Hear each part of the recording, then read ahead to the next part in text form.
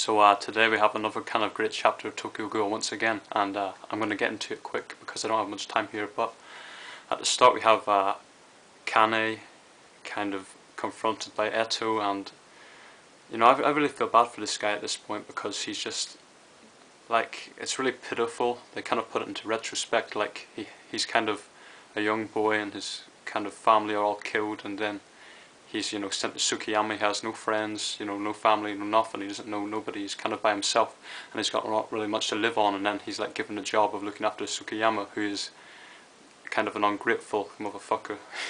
Well, he is for most of the series towards Kane and his actions, and so Kane's really just alone, has no goals in life. So I actually felt really kind of pitiful for Kane here, because goals in life are very important, Like, if you're going to take anything away from this video, definitely take this away. Goals are very important. I mean, we sort of need a goal in life to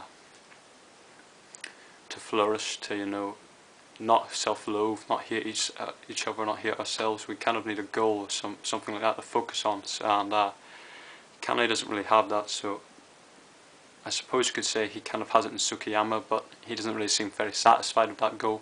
And in fact, Eto kind of exposes that here, as him being a bit self-absorbed in that, and it's not really kind of for Tsukiyama, so I wouldn't even consider that really a good goal. And yeah, so I mean, definitely if you don't have a goal, you should definitely try to think of one, get one, because it's very, very important. So then what happens? Oh yes, then Eto kind of kills, I think she kills Kane from the manga panel. Sometimes the panels are a bit unclear and I don't know what the fuck's going on, but that was either an apple or his head that Eto ripped off. I think he's dead now, but I might be mistaken. I mean, I am a fucking idiot sometimes, but no, I'm pretty sure he's dead, and I feel really unfortunate because Kane was definitely one of the most pitiful kind of characters in the series. Like, at least even Kaneki, despite the torturing and all that, sort of had a goal, to like protect the Anteku crowd and all that. And yeah, Kane didn't really have any of that, so he's definitely one of the most pitiful characters of the series in my mind, and it's really kind of a tragedy what happened to him.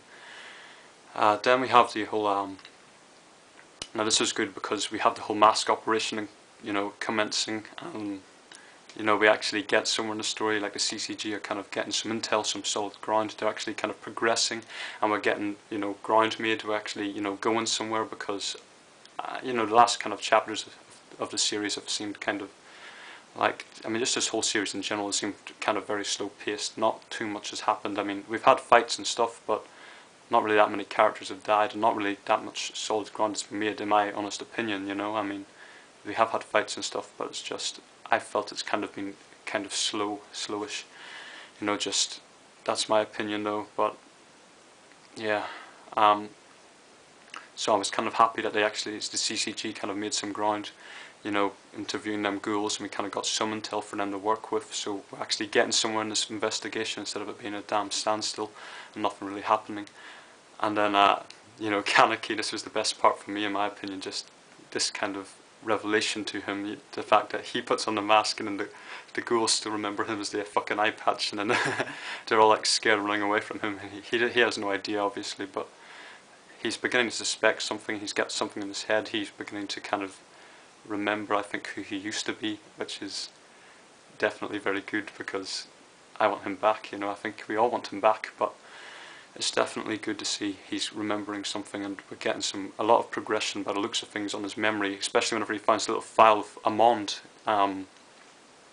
Amond's file with a little bit of intel on the eye patch, and then he kind of just, his head kind of just fries out like this, and then he kind of remembers, he killed Amond, and then he's like, he's trying to make sense of it, and then Koru comes up from behind him, the one person who like mistrusts him the most. So I was kind of like, shit man, maybe she'll fucking like realise and see you with the file and put two and two together and you're toast. But she didn't seem to realise, and I was a bit, I was nervous initially about that, but nothing seemed to much come for that. But finally he's getting his memories back, and he's gonna become fucking Kaneki again soon, that I'm quite confident with now. Well, maybe not soon, but within like the next 20-30 chapters, soon, I would assume we're going to see Kaneki back, which is a very, very good thing for me. I think the manga will just peak up in like just popularity and all of that again.